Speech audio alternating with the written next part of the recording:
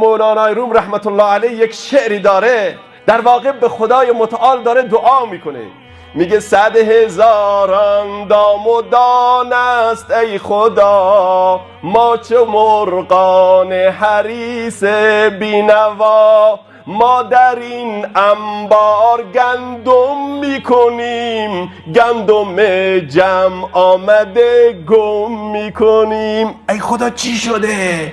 ما در این انبار قلب ما گندم جمع میکنیم، هر سال تراویح میخونیم، هر سال روزه میگیریم، گاهن حج میریم، عمره میریم، زکات میدیم، صدقه میدیم، ذکر میکنیم، شکر میکنیم، استغفار میکنیم، ولی گندم جمع آمده گم میکنیم.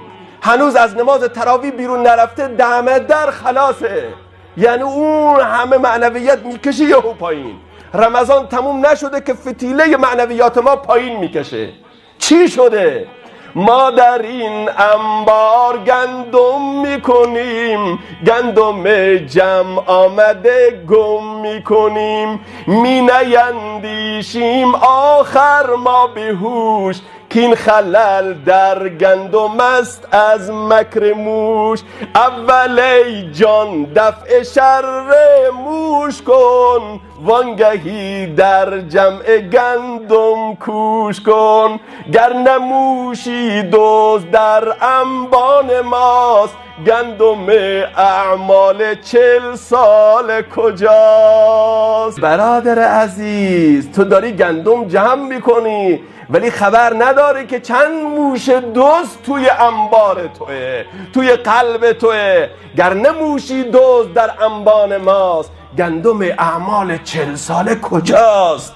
40 سال بعضیا روزه گرفتن، 40 سال تراویح خوندن، 40 سال بلکه حج رفتن، ولیکن باز گلایه میکنن چرا ما به خدا نمیرسیم، چرا ما به اون حس قشنگ نمیرسیم، چرا ما زیبا نمیشیم، چرا ما سبک نمیشیم که بتونیم به خدا متصل بشیم. بحث این موشهاست، موشهای دزد. به همین خاطر رسول الله صلی الله علیه و سلم در یک حدیث صحیحی میفرماید که یقول الشیطان، دقت کنید حدیث رو، اهلکت الناس بذنوبهم، شیطان گفت من مردم رو به وسیله گناهان گمراه کردم، هلاکشون کردم. جوان مسلمان، جوان نمازخوان رو به وسیله گناه هلاک کردم.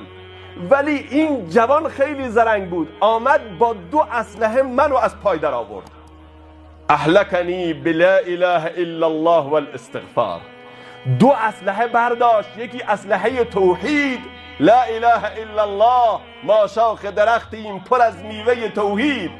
2 استغفار. با این 2 تا اسلحه بر من یورش برد و من رو از پای در آورد، منو به زمین زد.